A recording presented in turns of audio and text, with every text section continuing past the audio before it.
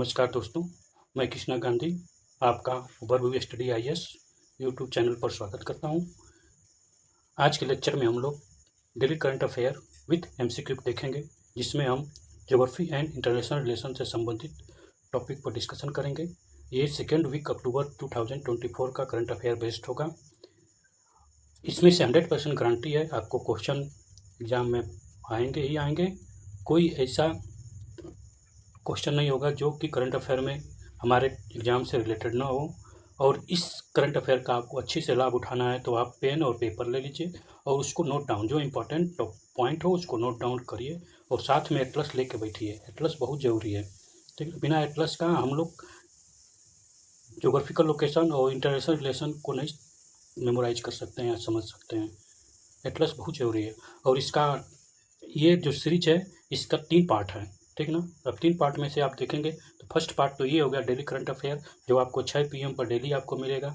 और एक weekly current affair MCQ होगा, वो भी आपको 6 बजे संडे के दिन मिलेगा, ठीक। जैसे कुछ टॉपिक आपको बचा रहेगा उसमें वो कवर कर दिया जाएगा, ठीक। और एक है आपको संडे के दिन 12 PM के पर मिलेगा, जिसमें current affair weekly current affair का रिवीजन सीरीज होगा। तो तीनों करंट अफेयर अगर आप कंप्लीट करते हैं तो आपका 100% करंट अफेयर से आने वाला कोई भी क्वेश्चन एग्जाम में नहीं गलत होगा। क्योंकि आप अगर मैगजीन पढ़ते हैं तो उसमें बहुत कुछ बम्बार्ड हो जाता है, उसमें फैक्ट का इतना ज़्यादा बम्बार्ड होता है कि उसको मेमोराइज करने में कठिनाई होती है। इसलिए हम अगर रेगुलर बेसिस पर थोड़ा थोड़ा मेमोराइज करते रहें तो एक टाइम पर हमारा करंट अफेयर बहुत अच्छा तैयार हो जाएगा, ठीक है। तो आगे हमारे एग्जाम RO का है, उसमें फैक्ट की बहुत ही भरमार होती है। PCS का है, BPSC का है, सभी एग्जाम के लिए इंपॉर्टेंट है। PSC के लिए तो है ही है, ठीक है। तो चलिए शुरू करते हैं आज का ज्योग्राफी और इंटरनेशनल रिलेशन से रिलेटेड। ये फर्स्ट क्वेश्चन है हम लोग का। तो इसमें आप देखेंगे तो इसमें क्या है, with reference to the extended fund facility, एक की वर्ड है। Consider the following statement. तो एक्सटेंडेड फंड फैसिलिटी से क्या रिलेटेड है उस स्टेटमेंट को हमें इसमें से बताना है, ठीक। पहला स्टेटमेंट है, it is a financial assistance package offer by the world bank to the country facing the several balance of payment issue, ठीक। It include second, it is include the plan to restructure the country external and internal debt। तो external और internal debt ये दोनों keyword हैं। It aim to third, it aim to strengthen the public finance and reduce the inflation। तो यहाँ पर क्या बोल रहा है कि public finance and reduce the inflation. तो पब्लिक फाइनेंस कीवर्ड है और reduce the finance inflation, inflation को रिड्यूस करना इसका एम है। किसका? Extended fund facility. मेमोरी कैसे करेंगे, याद कैसे करेंगे? तो आप खुद सोचिए, ये इसका नाम में ही छुपा हुआ है। जो नाम है कि इसका नाम में बोल रहा है कि standard fund facility, extended fund facility बोल रहा है, मतलब कि एक ऐसा फंड की फैसिलिटी प्रोवाइड की यानी फैसिलिटी सुविधा प्रोवाइड की जा रही है जो कि स्टैंडर्ड हो। क्या हो? स्टैंडर्ड मतलब एक्स्ट्रा, यानी पहले से कुछ फंड प्रोवाइड किया जा रहे थे लेकिन उसमें क्या हो, एक्स्ट्रा कुछ जोड़ दिया गया, कुछ और भी दिया गया एक्स्ट्रा में, उसको फंड को बढ़ा दिया गया, एक्सटेंड कर दिया गया। तो वही स्टैंडर्ड फंड फैसिलिटी। तो इसका नाम हमेशा याद रहे आपके दिमाग में कि ऐसा फंड की स्पेशल ऐसा फंड जिसमें आपको लिमिटेशन को बढ़ा दिया जाए, ठीक है ना। जो लिमिट है कि हाँ हम आपको 2 रुपया देंगे, लेकिन क्या कुछ समय के बाद कहा गया कि चलो हम अब एक्सटेंड कर देते हैं, 4 रुपया दिया जाए, ठीक। तो ये क्या होगा, लिमिट इसका बढ़ गया। तो ये क्या है, आपको फैसिलिटी प्रोवाइड हो रही है, सुविधा प्रोवाइड हो रहा है। तो इसमें कंट्री को सुविधा, कंट्री की बात हो रही है। इंटरनेशनल रिलेशन में क्या होता है, कंट्री ही तो होती है। तो उसमें तो ये क्या है, एक असिस्टेंट पैकेज है। किस प्रकार का पैकेज है? तो फाइनेंशियल असिस्टेंट पैकेज। तो आपको इस कीवर्ड को समझना चाहिए। तो ये कीवर्ड बोला है कि ऐसा असिस्टेंट पैकेज मतलब कि फाइनेंशियल हेल्प का पैकेज है, ठीक। या ऑफर बाय वर्ल्ड बैंक। तो वर्ल्ड बैंक नहीं ऑफर करता है, ये कौन करता है? तो IMF, ठीक, इंटरनेशनल मॉनेटरी फंड इसको फाइनेंस करता है, ठीक। Country facing the several balance payment issue. जब कंट्री कोई भी है, अगर बैलेंस पेमेंट उसका, बैलेंस पेमेंट जानते हैं, BOP, ठीक, बैलेंस पेमेंट करते हैं इसको BOP, ठीक। BOP इंटरनेशनल मार्केट की कहानी है, ठीक ना। जब आपके पास ज़्यादा BOP होगा, यानी ट्रेड और एक्सपोर्ट और इम्पोर्ट की कहानी को BOP बोलते हैं सीधे उसमें, ठीक ना। आप इकोनॉमी जब पढ़ेंगे तो उसमें सबका मेंशन होता है, ठीक। तो आपको यहाँ पर मिल गया कि वर्ल्ड बैंक नहीं होगा, तो ये स्टेटमेंट इनकरेक्ट हो गया। It include the plan the restructure economy external and internal डेप्ट। तो ये बताइए, कोई आपका हेल्प करेगा तो बाहरी का हेल्प तो नहीं करेगा कि आप जाइए बाहर से कार खरीदिए या आप जाकर खूब बढ़िया से कपड़ा पहन ले लीजिए, तो वो आपको बाहरी हेल्प कोई नहीं करेगा। आपका इंटरनल हेल्प करना चाहेगा कि आपको ऐसा योग्य बना, जैसे आप ही मान लीजिए आपको कोई अगर खाना दे दिया खरीद के लिया के लोग खाओ, तो आपका हेल्थ बढ़िया होगा, ठीक। लेकिन अगर कोई आपको 5 किलो अनाज देते हैं, पर मान लीजिए सरकार रोज कहती है आपको 5 किलो अनाज दे रही है, तो क्या आपका हेल्प कर रही है? अगर यही 5 किलो अनाज की जगह या आपका टॉयलेट बना दे रही है सरकार, तो अगर टॉयलेट बनाने की जगह आपको रोजगार देते हैं, ठीक, तो आप क्या करें? 5 किलो अनाज भी खरीद सकते हैं और टॉयलेट भी बनवा सकते हैं, अपने लिए घर भी बना सकते हैं। लेकिन क्या हो रहा है कि आपको आपको होम भी प्रोवाइड करेगी सरकार, 5 किलो अनाज भी प्रोवाइड करेगी, टॉयलेट भी प्रोवाइड, लेकिन आपको सेल्फ इंडिपेंडेंट नहीं बनाएगी। लेकिन यहाँ पर क्या होता है कि जब भी फंड प्रोवाइड होता है IMF के द्वारा या कोई भी, तो वो कहते हैं कि पहले सेल्फ इम्प्रूवमेंट करो, अपने आप को आत्मनिर्भर बनाओ। तो यहाँ पर एक्सटर्नल और इंटरनल डेप्ट की बात नहीं होगी, ठीक। तो दोनों स्टेटमेंट इनकरेक्ट, ठीक। Aim to strength public finance, हाँ, देश के अंदर क्या पब्लिक होती है, रिड्यूस द इन्फ्लेशन, यानी महंगाई को रिड्यूस करने के लिए। तो आपको ये थर्ड वाला ऑप्शन इज करेक्ट है। तो इसमें से कौन सा है? तो only one, A is correct option, ठीक।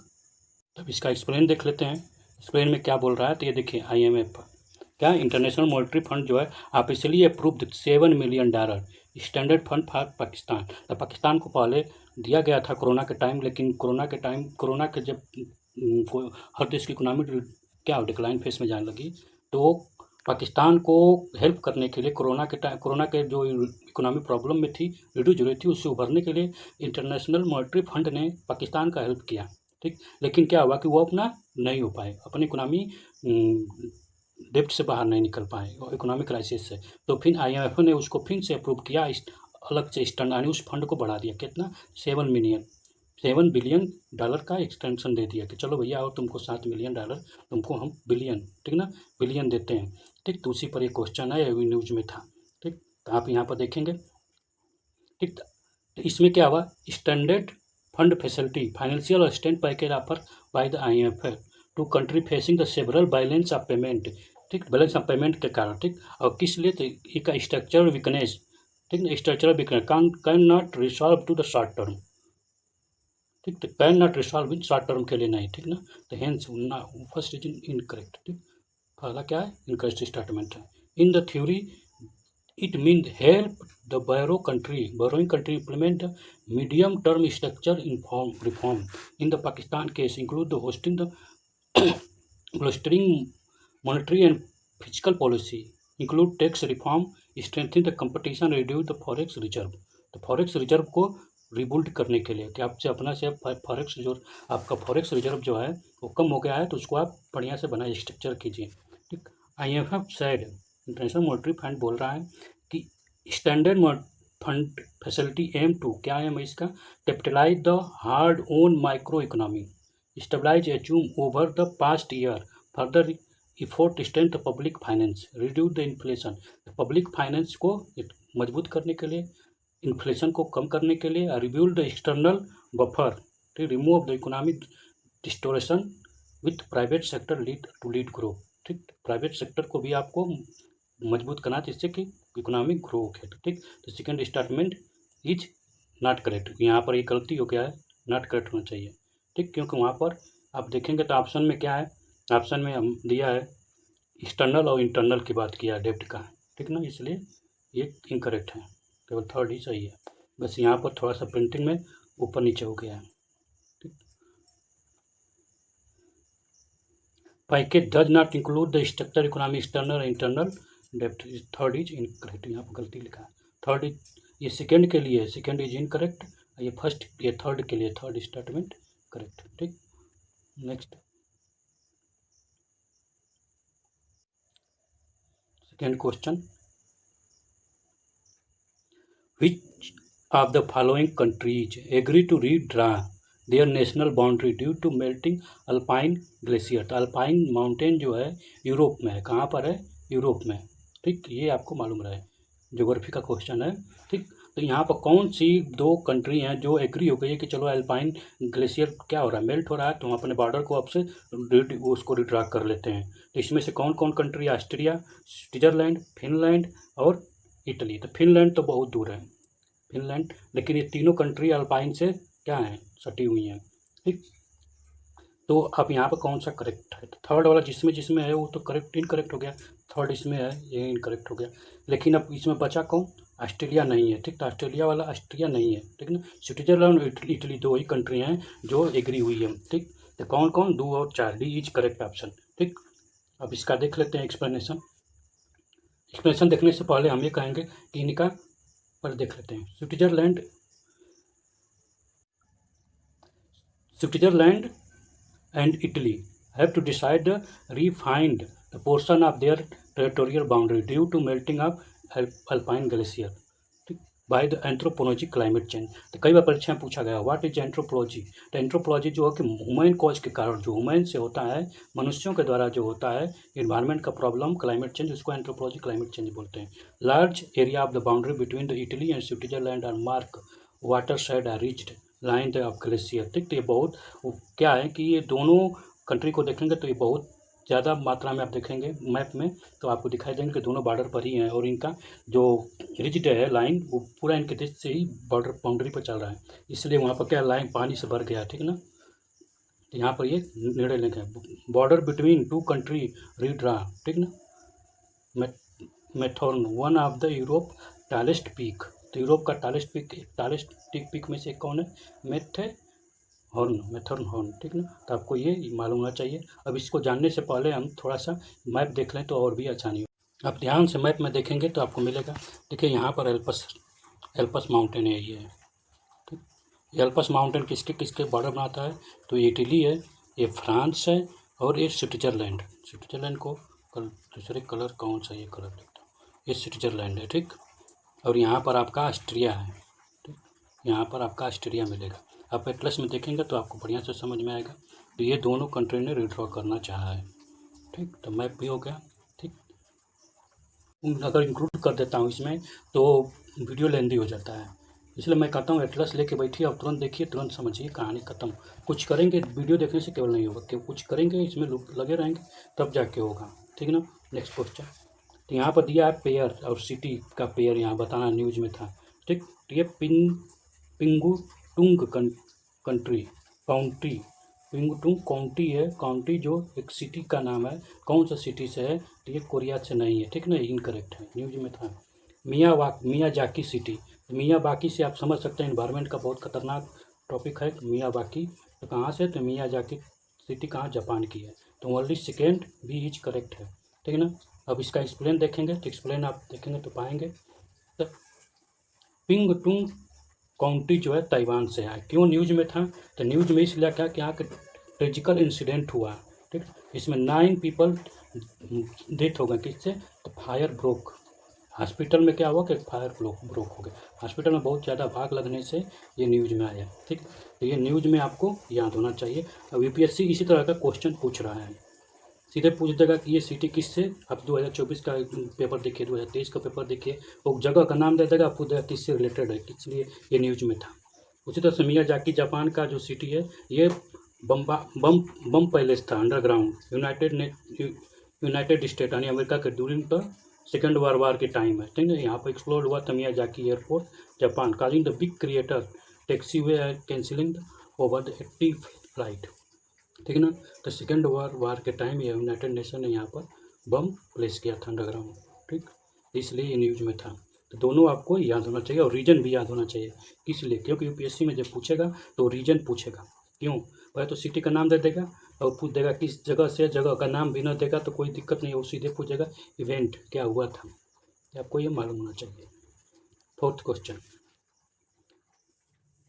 With reference to Chagos archipelago consider the following statement. Chagos archipelago जो है, आर्किपेलागो किसको बोलते हैं, तो ग्रुप ऑफ आइलैंड को आर्किपेलागो बोलते हैं। ठीक ना, तो आपको ये मालूम होना चाहिए आर्किपेलागो। चाइगो आर्किपेलागो के बारे में पूछ रहा है तो बताना है।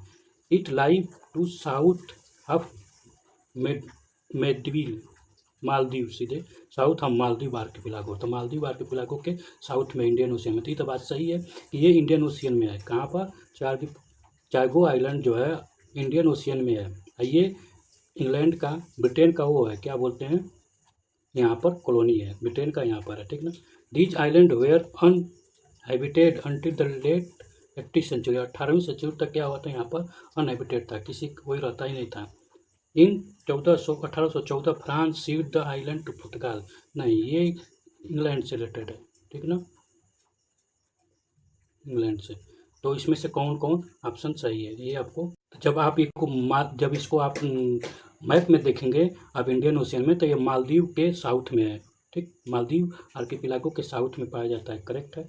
ये 18वीं सेंचुरी करेक्ट है, ये इनकरेक्ट है। तो 1 और 2 करेक्ट है, तो 1 2 कौन किस में, ऑप्शन ए में, तो ऑप्शन ए इज करेक्ट। आप मैप पे देखना चाहते हैं तो दिखा, आप ध्यान से देखिए, ये मॉरिशस है, ठीक, ये मालदीव है, ये सेलेस है, ये तीनों हमेशा न्यूज में रहते हैं। ये मदागास्कर आइलैंड है, ये भी न्यूज में रहता है, ठीक। तो आप देखिए ये चाइगो आइलैंड है, आर्किपेलागो ये वाला, ये मालदीव के क्या है, साउथ में है, मॉरिशस के नॉर्थ में है, और सेलेसियस के ये ईस्ट में है। तो ये कभी भी कोई डायरेक्शन पूछ सकता है। अब एक्सप्लेन देख लेते हैं, एक्सप्लेन देखने के बाद और भी क्लियरिटी आ जाएगी, उसे बता दिया सब explain. United Kingdom said it would cede sovereignty of strategical important Chagos island to the Mauritius, Mauritius के लिए इम्पोर्टेंट है, call it historical political agreement, ठीक। इस सीट छोड़ने के लिए तैयार है, ठीक ना, इसकी सोवरेनिटी।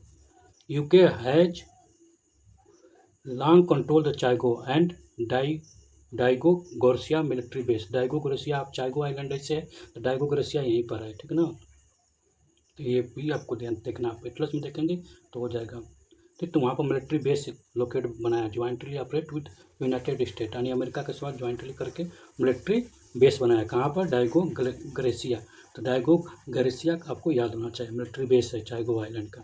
और चाइगो आइलैंड जो आर्किपेलागो है, यहाँ 58 आइलैंड है, कितना, 58 आइलैंड, ठीक है, साउथ में मालदीव के। तो पहला स्टेटमेंट करेक्ट है। Their island uninhabited till the 18th century, French import slave worker from Africa and India, India और अफ्रीका से क्या फ्रेंच पहली बार वहाँ गए और वहाँ पर डेवलप किया क्या, कोकोनट प्लांट। तो स्टेटमेंट सेकेंड इज करेक्ट। 1814 में France hand to island to British, British को ये बेच दिए, ठीक ना। तो ये स्टेटमेंट थर्ड है। अब आपको ये आपको मालूम होना चाहिए।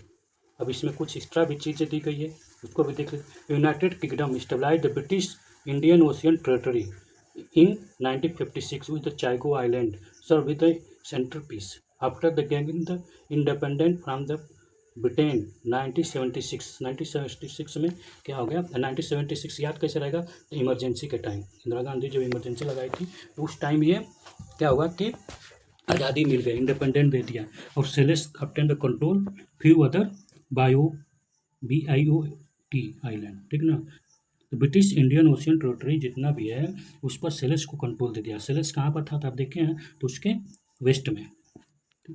चाइगो was administrative try to Mauritius other British colony in Indian Ocean, however when Mauritius got independent 1968 कब है, तो ये टाइम आपका देखेंगे तो लाल बहादुर शास्त्री के time. Chagos stay with Britain, तो चाइगो उस समय ब्रिटेन के पास था।